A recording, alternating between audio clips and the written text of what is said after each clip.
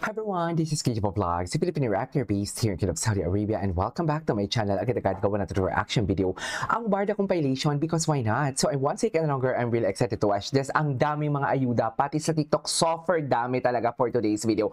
And yes, excited ako nagawan siya ng reaction video, lalong-lalo na yung mga Instagram posting nila, lalo na yung mga nakatag sa kanila. Pero parang wala naman akong nakikitang nakatag sa kanila na bago. Puro naman talaga to before. Ay, taray, saan to si Barbie nagpunta? Nice route, a medal, and Itchy Words performing at the finish line. Eh kung nag-20 kayo nilang tayo, so kasama niya dito si Christopher Martin. Ang tanong ng bayan at tanong ng buong bansa, sinong nag-like? Ay, wala pa ding like. Wala pa ding like for today's video. May mga IG story si Barbie na andito. So wait a minute, andun pala si Ginoo sa Sparkle. Chares! Andun pala ang Ginoo natin for today's video sa Sparkle Party at Chos Garbanzos. Pero ang tanong ng bayan at tanong ng buong bansa, eto na lang yon. Eto lang yung tanong ng bayan at ang tanong ng buong bansa.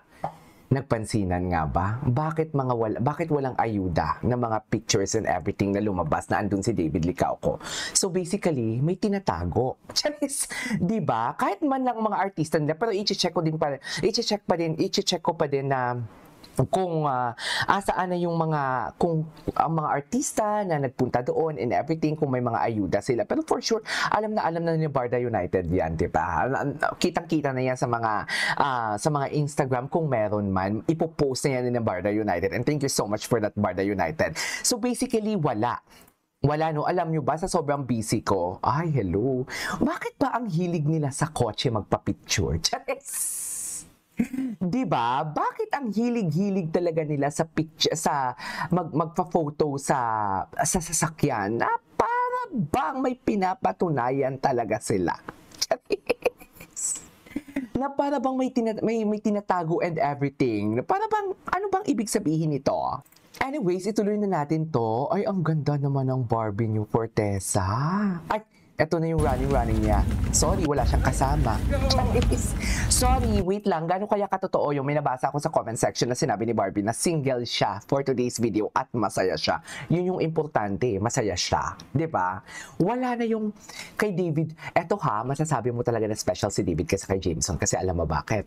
Si Jameson lang naman yung claim na parang may special something low-key and everything. 'Di ba? Si Jameson lang naman yung Gina G doon. Pero si Barbie talaga, never siyang nagsalita. Never siya nagsalita ng low-key kami, never siya nagsalita na ganito, ganyan. Walang ganon. Pero kay David talaga, pagdating kay David, yeah. Chares! Tama ba yun? Mga oo, tama yan. At just Garbanzos. Anyways, ituloy natin to. Diba? Ang story natin, wala dito sa totoo lang. Ems. Ay, na para bang?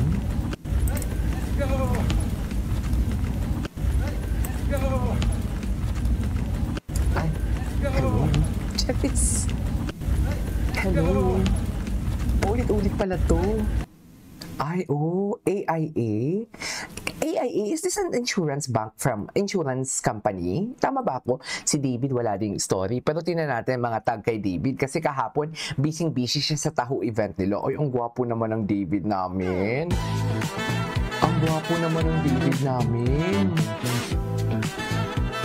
Ay, iba talaga ang Sally David, oh. Kung si Barbie may medal, si David naman. Hindi talaga ni David. Isa pa nga. Andun pala sa Sparkle. Hindi ako makamove on. Kahapon ko lang nalaman, actually, nakakatapos ko lang gumawa ng reaction video. Kasi kahapon konti na yung ginawa ko ng reaction video, eh. Anyways, puntahan natin yung mga IG story ni Barbie and David.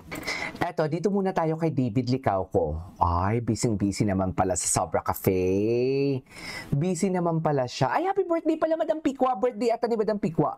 Ay, busy. Sino kasama niya? Hindi nakatag. Hindi ko kilala yung mga kasama niya actually. Ngayon, punta tayo kay Barbie Fortesa. Kung ano yung mga chika ni Barbie. Ay, ang aga naman mag-run.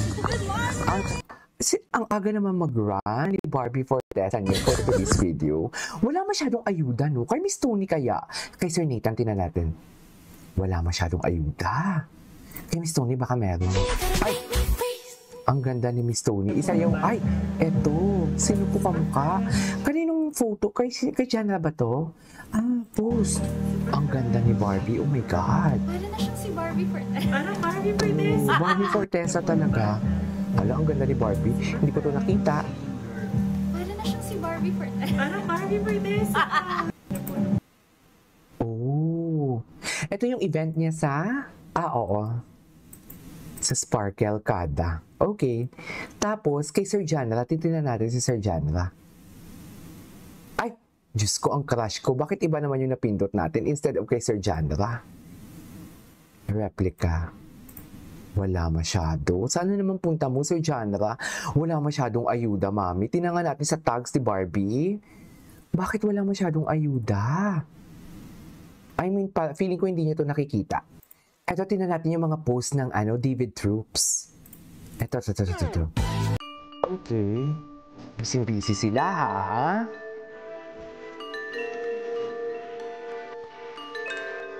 Okay.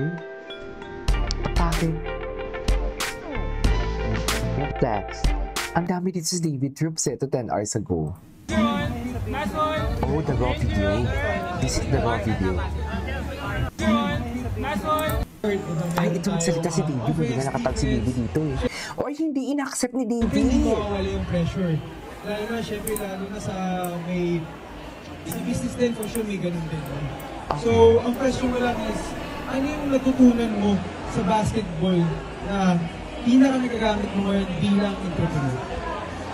I agree with you na sa basketball court nga, maraming pressure, maraming, wag binabantiyan ka ng kalaban mo. Pwede kang ma-pressure, kabahan, maging emotional, di ba? So, I think yung nadala ko from basketball to being an entrepreneur is yung disiplina, composure, tsaka yung practicing everyday. Di ba? Kasi syempre, again, in business, meron din mga failures tayong may encounter along the way, maraming roadblocks. But if you are composed, if you keep practicing every day para hindi mo na ma-encounter yung mga failures na yun, then magiging successful ka, di ba? Kasi kapag pressured ka, sigurado hindi ka makakashoot, hindi ka rin magiging successful sa negosyo mo. So, Yan. Diba, meron tayong offense, defense, syempre hindi mawawala.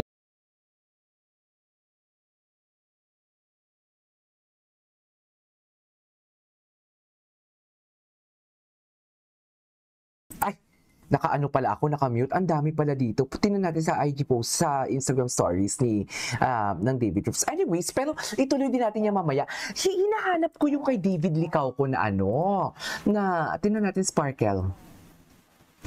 Hinahanap ko yung, what do you call this, yung kay David Licao ko na yung kahapon, na andun siya saan ba yun? Saan ba yun? Yung kahapon. Basta makikita natin yan sa TikTok mamaya kasi meron si Marda United ng mga posting doon. Okay, so yeah. This is Kijo Vlogs and see you on my next vlog. Bye!